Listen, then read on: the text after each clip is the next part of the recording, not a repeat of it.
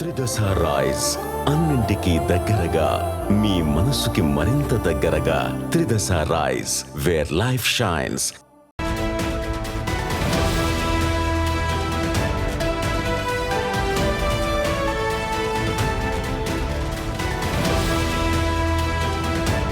Breaking news.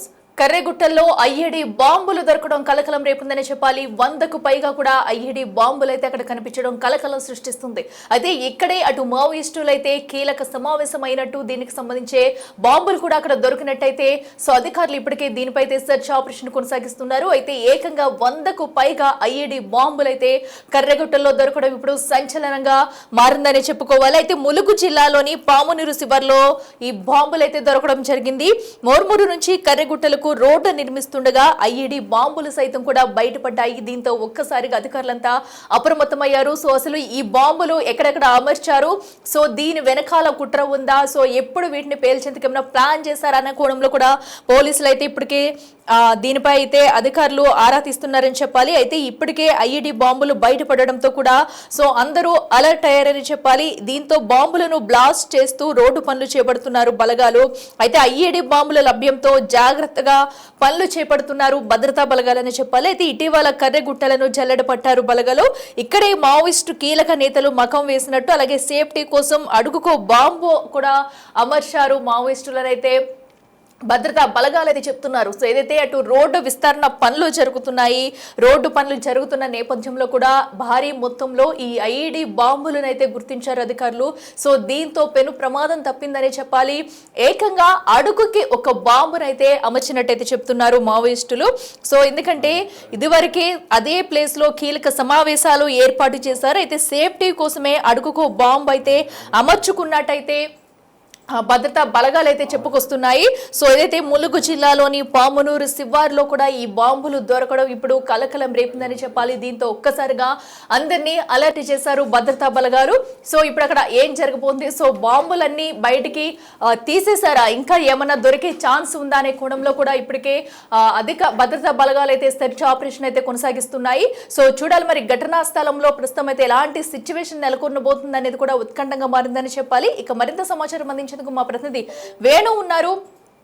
Venu చెప్పండి, ఏకంగా 100కు పైగా కూడా ఐఈడీ బాంబులు అయితే లభ్యమయ్యాయి. అసలు ఈ బాంబులని ఎప్పుడు అమర్చి ఉంటారు, సో ఇంకా బాంబులు లభ్యమయ్యే అవకాశం ఉందా, ప్రజెంట్ సిచ్యువేషన్ ఏంటి అక్కడ?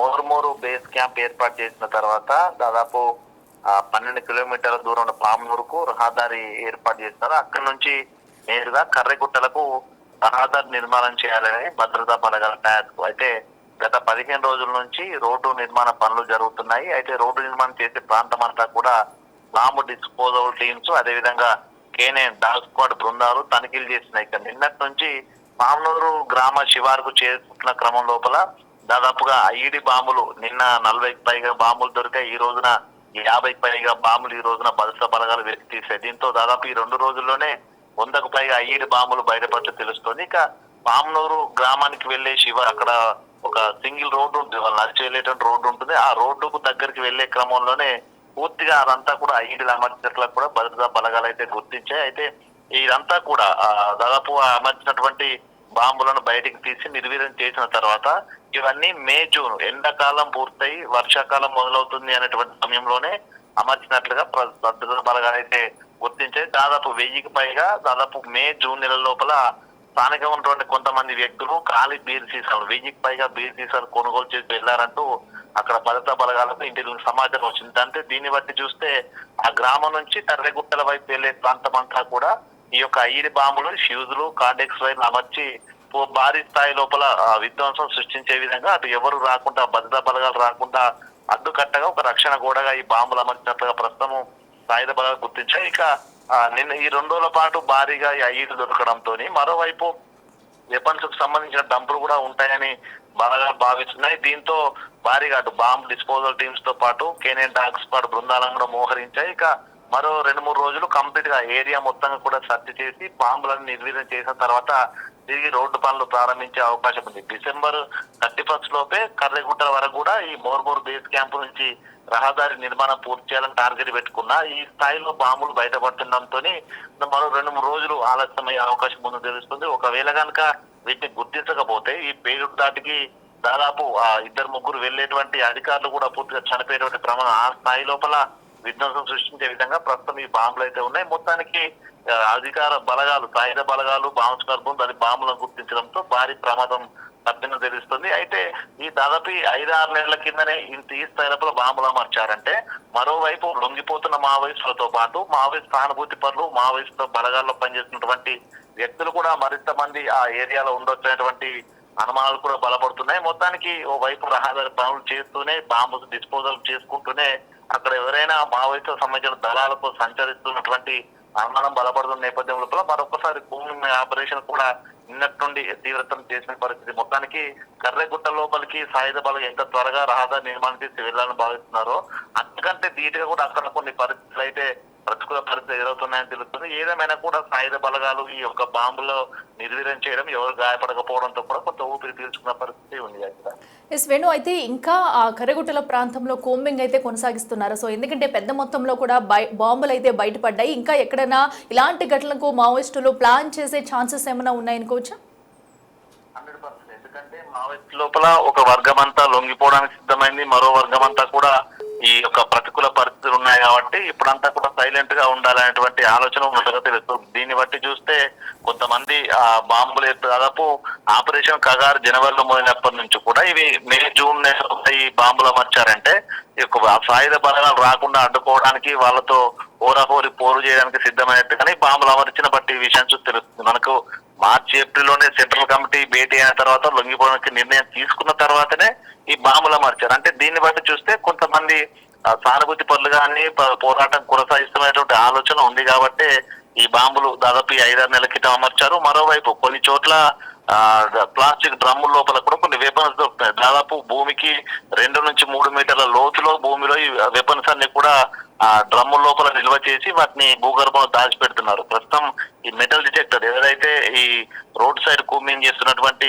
సాయుధ బలగాలకు కానీ, కేనైన బృందాలు కానీ, బాంబ్ స్క్వాడ్ బృందాలు కానీ ఇవన్నీ తనిఖీ చేసినా కూడా భూమి లోపల 2 మీటర్ల 2 మీటర్ల లోపు మాత్రమే ఆ సిగ్నల్ రిసీవ్ చేసుకుంటుంది, సెన్సార్ గుర్తిస్తుంది. కానీ అంతకంటే లోతు లోపల వాళ్ళు కొన్ని వెపన్స్ కూడా దాచినట్లుగా తెలుస్తుంది. ఇది ఒక వైరు, కార్డెక్స్ వైరు బయటికి రావడంతో వరదల సమయంలో ఆ వైరు మట్టి కొట్టుకుపోవడంతో వైరు దొరికింది. దీంతోనే నిన్ననే ఒక ప్లాస్టిక్ డ్రమ్ము దొరకబట్టారు. దానిలో దాదాపు 3 వెపన్స్ దొరికాయి. దాంతో పాటుగా ఫ్యూజులు, కొన్ని కార్డెక్స్ వైర్లు దొరికాయి. దీన్ని బట్టి చూస్తే మరోసారి భవిష్యత్తు లోపల తాము పోరాటం చేయడానికి సిద్ధంగా ఉండి ఈ వెపన్స్ అన్ని కూడా అండర్ గ్రౌండ్ లోపల దాచుతున్నటువంటి విషయం కూడా బయటకు వచ్చింది. సో మొత్తానికి ఓ వైపు ఆ లొంగుబాట్లు అనేది జరుగుతున్నా కూడా మరోవైపు కొంత పోరు చేయడానికి భవిష్యత్తు లోపల మళ్ళీ తమ అనుకూల పరిస్థితులు వస్తే పోరాటం చేయడానికి మావోయిస్టులు కొంతమంది సిద్ధంగా ఉన్నారు. వాళ్ళు ఇంకా భావజనం పోలేదని తెలుస్తుంది. దీన్ని బట్టి చూస్తేనే సాయుధ బలగా 2 రోజుల నుంచి అటు కర్రెగుట్టల ప్రాంతం లోపల కొంత రహదారి పనులను కొంత అప్రమత్తంగా చేస్తున్నాయి. దాంతో పాటు పూర్తిగా కూమింగ్ చేయాలి, మొత్తంగా